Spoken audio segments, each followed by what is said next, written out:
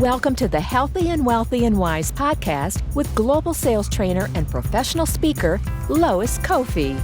Each week, it is her goal to share inspiration and education for you to be, do, have the best health and wealth and wisdom for your life.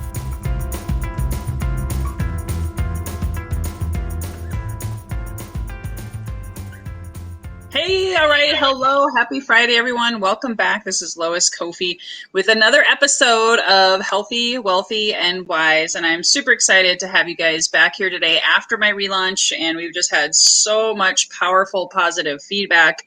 I want to thank you all again for supporting and writing your reviews and helping me get to the top 10 in 5 different countries. And then, of course, the top 20 here in the US. And I'm just really, really grateful for all of you. And I did start a Facebook community group for you guys to dive into. I'll talk more about that later. I want to dive into our amazing content today with my amazing friend, Will. Will, I think it was just a little over a year ago that we met at a BNI meeting. And I actually got to see Will speak that day. And I think I don't believe in coincidences. I think I was meant to be there to hear him speak. And I was so moved by his story and his passion for what he does. Will has an amazing nonprofit background. He's a life coach. He's an executive coach. He also is the chair of the annual gala called the Autumn of Abundance. And that is to do amazing fundraising. I've been there, amazing to support the North County LGBTQ Center, which of course I got to see him in drag for the first time. And I was like, Will, you look better in a dress than I do, man. This isn't fair. Like, what are you eating? What are you doing? I want to know all your secrets. But without further ado, I want to go ahead and introduce Will. And I'd love for you to share your why. Why do you do what you do? How did you get where you are today? Sure. Yeah. First of all, it was such an honor to have you there at that benefit where I was hosting in drag. And it was especially great that you brought your kids who I had met before out of drag. And it was just so fun to have them experience me, in this big getup. And it was so sweet how they loved it too. They were confused, but they were also intrigued and appreciative. They were very well responsive. I loved it. And I love being on the show. So thank you for having me as your guest today. I feel really honored and privileged to share this time with you. So my journey to where I'm at today, which is I'm living here in San Diego, sunny San Diego. We're having a beautiful, beautiful summer day. And I live next door to my sister, who you've met, and my little nephew, who loves your kids. And I am a life coach and an executive coach. And my practice is called Willfully Living. And I support folks in connecting with who they are, with really getting in touch with their authentic self, and then tapping into their courage so that they can stand in their power and fully express who they are. And in so doing, share their gifts with the world. And it's my belief that the more people we can get to do that, the more healing we're going to have on the planet, the more harmony we're going to have, and the better this place is going to be to live, right? And we certainly need some of that right now. Improving this experience of life. So you want to hear a little bit about how I got here? Was that the question? Absolutely.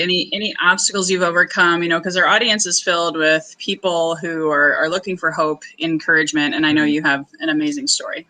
Oh, thank you. Thank you for that. Yeah, so I was actually born and raised here in San Diego, and I came from a challenging background. So both of my parents were alcoholics. My brother was a drug addict. It was just very complicated and challenging household to grow up in, a lot of dysfunction, a lot of chaos. And as a result, I started developing some coping mechanisms. I was definitely a people pleaser and carried that out through most of my adult life.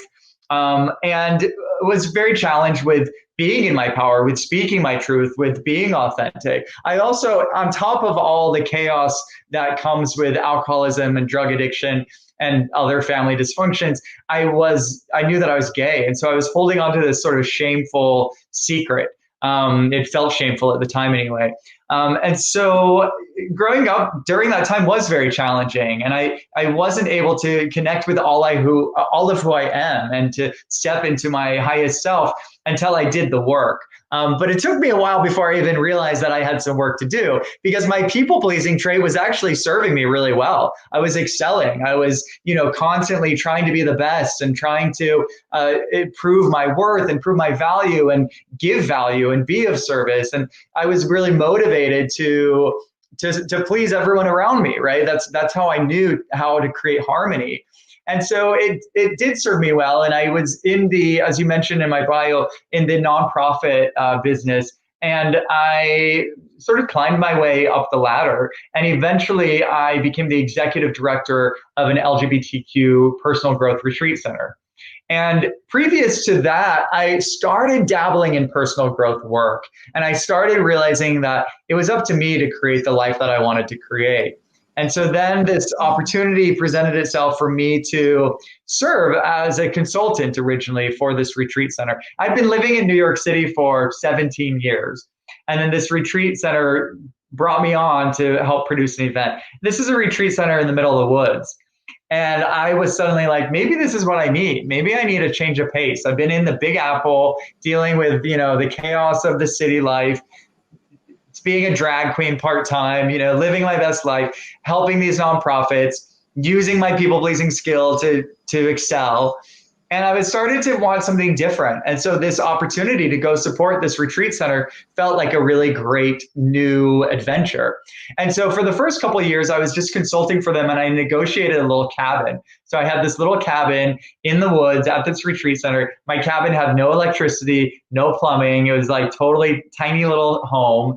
And then I would be there for a couple of weeks, and I'd be like in the beautiful woods. And then I'd go back to New York City and be like, all up in the New York City lifestyle, and then back and forth and back and forth. And it was a pretty wild, amazing couple of years.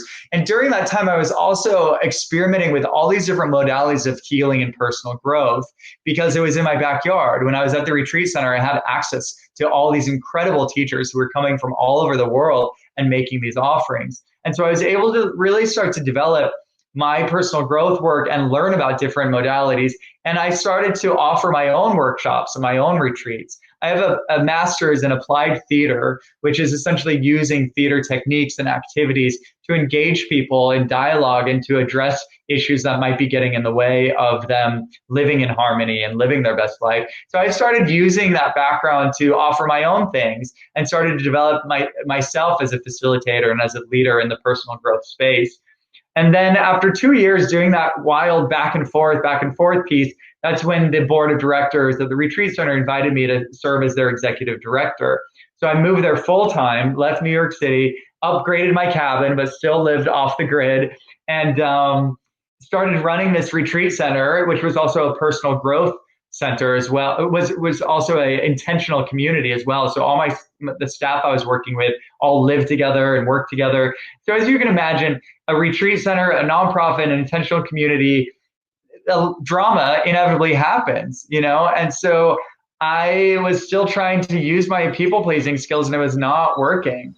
And I needed to step up my game. And so luckily I was able to work with amazing teachers, my teacher, Joe Weston, my coach, Jim Lapata, all these other incredible people who came in, supported me in my growth to start really claiming my power and really getting to know myself and step into my power and my confidence so that I could lead in an effective way and let go of that people-pleasing skill. I'd say integrated, right? It's not about letting it go completely. It's about finding a new way to be in relationship with it so that I could really step into my leadership in a good way.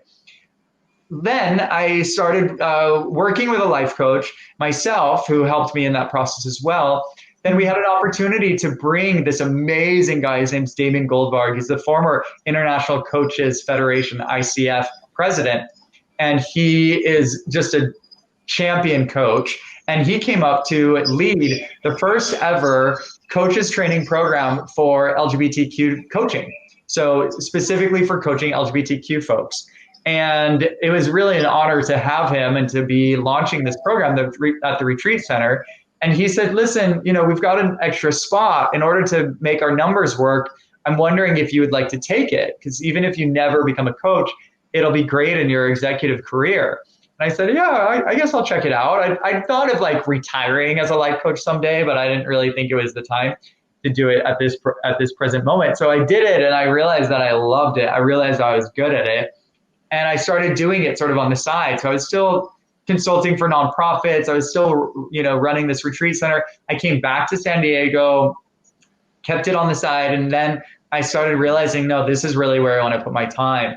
And so I have since then made that my main focus, is developing my private practice, Willfully Living, and then also coaching a lot of executives, primarily in the tech space. I do a lot of that through a coaching platform called BetterUp, but I've got major executive, high-playing executives that I coach, in addition to my life coaching practice, which is less career-oriented.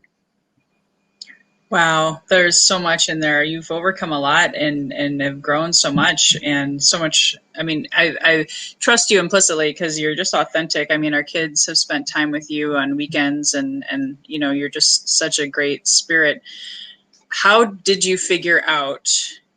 I mean, I have a two-part question, and you can either answer them both at the same time, or I'll come back with a second one if you don't remember it. But how did you figure out you were a people pleaser? Like, what were the symptoms, and did you figure out what was the cause of that? Because I hear that a lot. I jokingly call myself in recovery of people pleasing. I know what that means for me, but I think it's a huge thing to talk about for our listeners today. Yeah, absolutely. I would say the cause is, let's see, both of those things sort of happen simultaneously, right? So recognizing the traits and recognizing the cause was really supported in my 12-step program. So I'm not in AA, but I am in a group called ACA, which stands for Adult Children of Alcoholic Parents. And it's essentially a 12-step program for anyone who has experienced a dysfunctional childhood upbringing. And one of the main things that we look at are the characteristics, the character traits that many people develop as a result of growing up in a dysfunctional household. And so I remember going to my first meeting, and when they read that list, so many of them resonated for me. I was like in tears right at the top of the meeting, when they read that list. But the one that stood out the most was my people pleasing.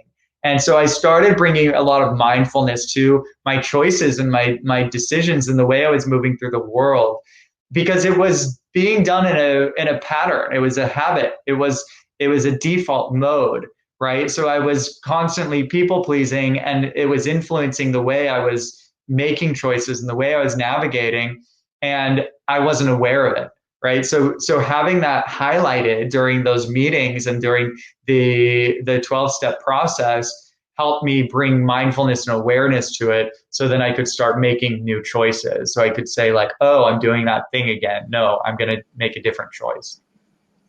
I'd be curious if this isn't too personal a question, can you give a couple of examples of what you were doing as people pleasing, and then maybe I can share a couple of my own, because I really want people to connect with that, because like awareness is so powerful, and I know that's the place that you come from in coaching too.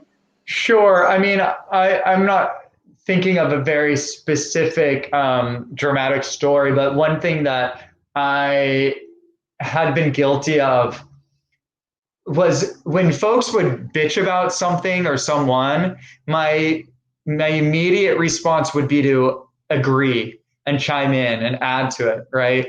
And it was just to make them feel better, right? That was my attempt to make them feel better and to commiserate with them.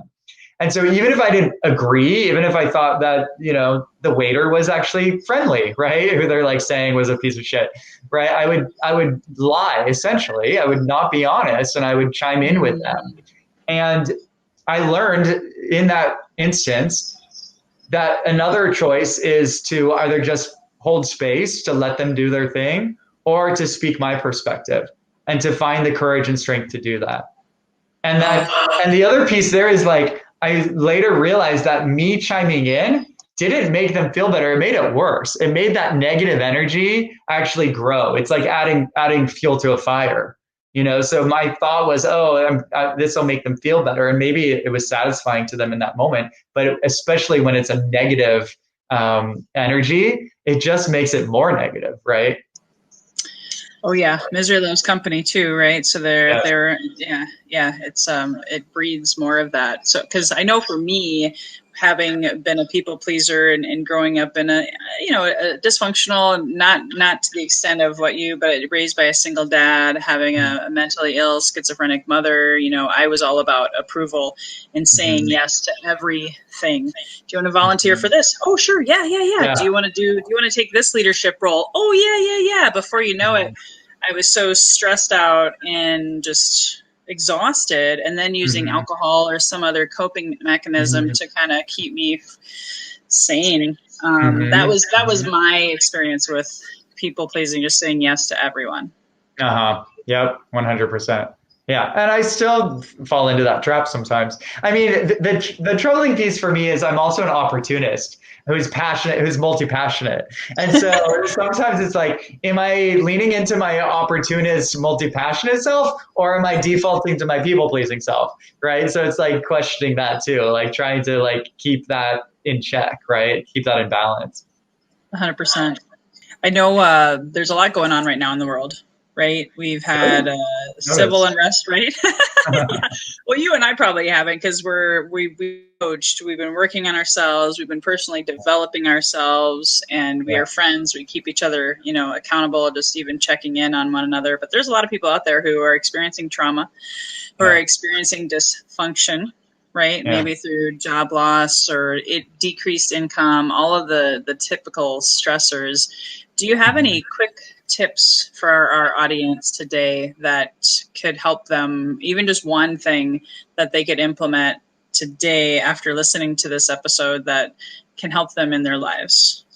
Yeah, so I've been supporting a lot of clients through the challenges of the pandemic, through the challenges of Black Lives Matter, through the challenges of shelter in place, through so much time and energy spent supporting folks through this. And I feel very grateful to be in the profession that I'm in so that I can do that. And I've done some pro bono work with people in the medical field, some first responders, frontline folks. And I've felt really grateful to be of service. It's one of my highest values, being of service. And so it feels really nourishing to be a person in my position right now. And I guess some of the themes that are coming up for me are resilience. So reframing this experience as an opportunity to grow in our resilience, knowing that this moment is going to support us in the way that we are relating to challenges in the future. And just remembering that, keeping that in the back of our head as we go through this. Leaning into the parts of this that we can be grateful for, which if you stop and think, most people can find things. The slowing down, the opportunity to connect more with family, the opportunities around working from home. For many people, there are some silver linings. And so really highlighting those and leaning into gratitude. And then leaning into gratitude in general, just being thankful to be alive, being thankful to be healthy. Like the more that we can shift our focus on what's good, the less, again, it goes back to this adding fuel to the fire, the less energy we're giving to what is not working. And when we're focusing on what's good, more of what's good is going to manifest. And so the more we can shift our energy and our focus towards what is working and what we are grateful for, the more of that's going to come into our lives. That's awesome. I love it. And do you have any upcoming events, any meditations? I know we've been doing some stuff like that together, and you've pivoted, like we did in-person meditation. Now you have it online. Do you have anything coming up to highlight for our listeners today as well? Yeah, we've been doing some online stuff. The event that I'm more excited about right now than the online stuff are in-person events that are COVID safe. And so one of those events, which I'll post in the Facebook group when we have the date confirmed, because we're still working that out. But it's a beach event, so it takes place at the beach. which, creates the possibility of social distancing. And we've got all the sunlight and the sand, and it's beautiful. And we come together. I lead a meditation, then we do yoga, and then we have a dance party. And it's all done with these headphones. And it's just like such beautiful community building. And so the event is called The Universe Chose Us. It's the vision of a collaborator of mine named Dijon.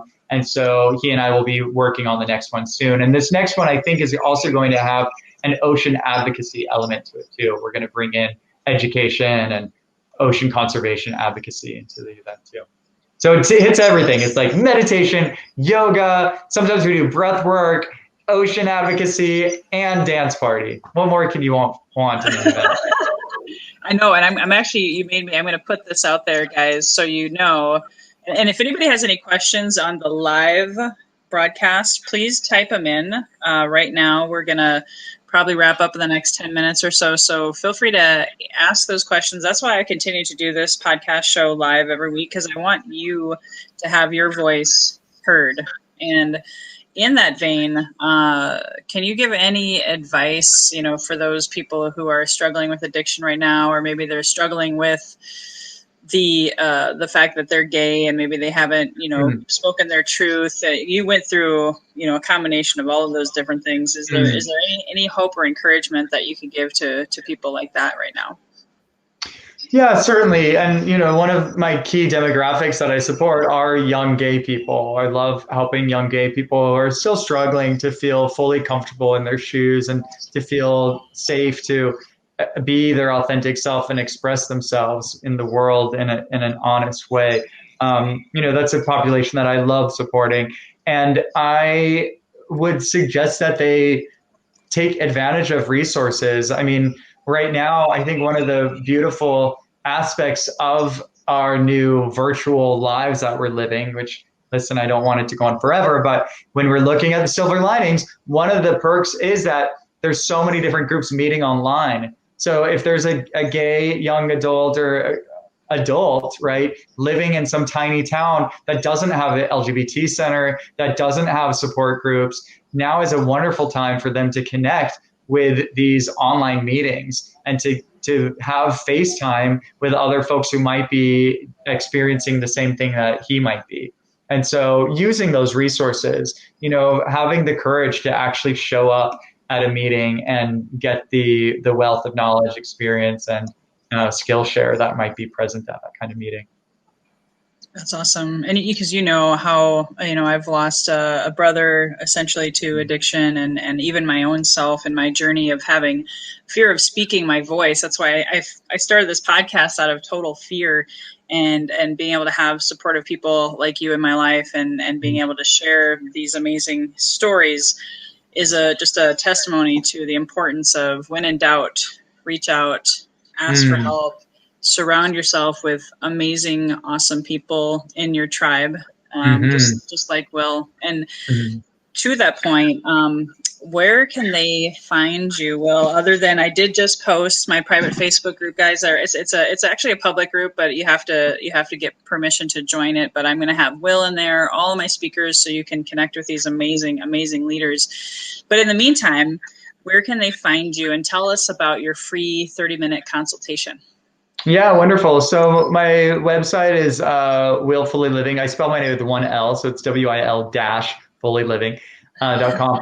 And there's an easy way to get in touch with me that way. And then my Instagram is WILFISH99. And I love the Instagram. So, direct messages on there is great as well.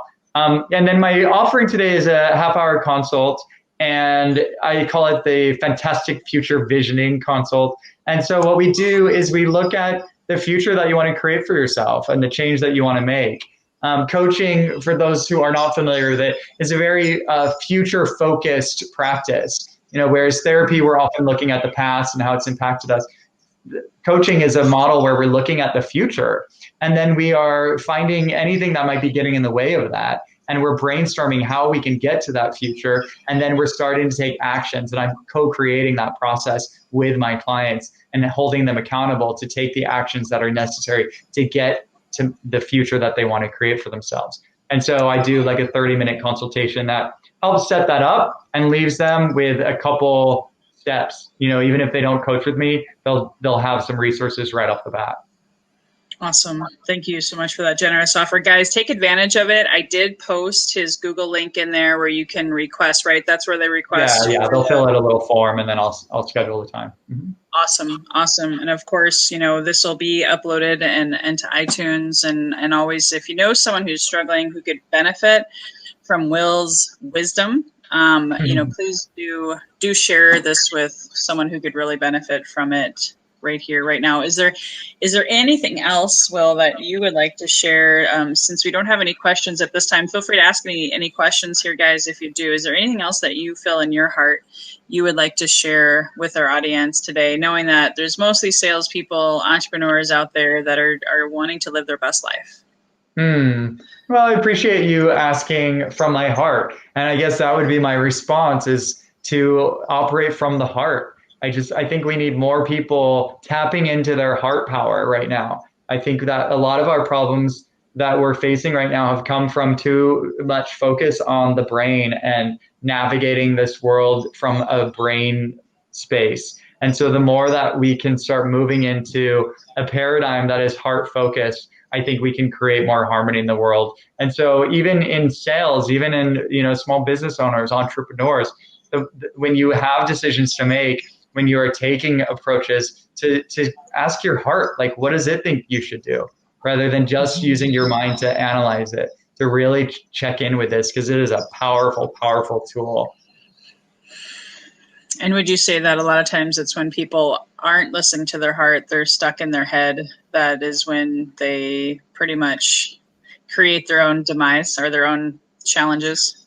Absolutely. Yeah. I mean, stuck in your head, right? That's a perfect expression. And it's an unpleasant place to be stuck. And so the solution is to get into your body and and tap into your heart. Yeah. And it also is about like experiencing life, right? It's like about enjoying life. Like my practice is willfully living. Like the way that I'm able to fully live is by being embodied and by experiencing my emotions. And that is life in its fullness. And so if we're trapped in our heads, we're cut off from that. Is that how you came up with your name, Willfully Living? Yeah, and the other play is willful. So to be willful is to be intentional, right? So in my coaching, I'm very intentional, and my clients very intentional about what they want to create and how they're going to do that. So it's both. It's play on both of those things, and using my name. Yeah. I love it. You were meant to have that name. It was really, truly destined. Cool. Mm-hmm. Well, thank you so much. I'd like to close off with my final signature question because it has a lot of meaning to me. It's the name of my podcast for a variety of reasons, and I'd love to hear your perspective. When you hear the phrase healthy and wealthy and wise, Will, what stands out to you? What does that mean to you? Healthy, wealthy, and wise. What stands out for me is abundance. Like really tapping into the abundance of life. And I see those three categories as the areas of abundance that are most life-giving. So the more that we can manifest abundance in those areas, in our health, in our wealth, and our wisdom, the more satisfied, the more pleasure, the more connected, the more full of life we are going to be. And so that would be my invitation to folks, is to really bring some time, energy, and attention to how they're relating to their health, to their wealth, to their wisdom, and to give some more time, energy, and attention to those areas so that they can live in more abundance. I love it. That was beautiful. Thank you so much. And again, guys, please share this if you liked it, and can comment. And what was the number one thing that you got out of today's session? I would love it if you would comment below. Reach out to Will. I'm posting in the comments here his consultation, his website, and then of course, moving forward, right now I'm streaming live on a few different platforms, and starting next week, I am only going to be streaming live inside of my Healthy and Wealthy and Wise podcast community. And that's the goal, is to bring a lot of like-minded people together to connect with Will and all the different people that are going to be guests on here to help you find that abundance, living your best and highest version of yourself as much as possible as we journey through this thing called life. So please come back and tune in next week. We will have an amazing brand new podcaster and friend of mine. Her name is Amy Kaiser from Wisconsin. She specializes in soul healing. She's a Reiki master. So she's going to help you understand better how balancing and healing your energies will give you success and abundance in your business and in your life. So thanks again, Will. And my pleasure. Thank you. Until next time, everyone, here's to your best health. Hey guys, thank you so much for listening to this episode. If you enjoyed this, please subscribe, refer a friend, and please drop me a rating or a review. If you do that, I'll reward you with a free 20-minute free coaching session on crafting your journey to your best self. Reach out to me at lois@loiscoffee.com to claim your 20-minute slot. Until next time, be healthy, wealthy, and wise.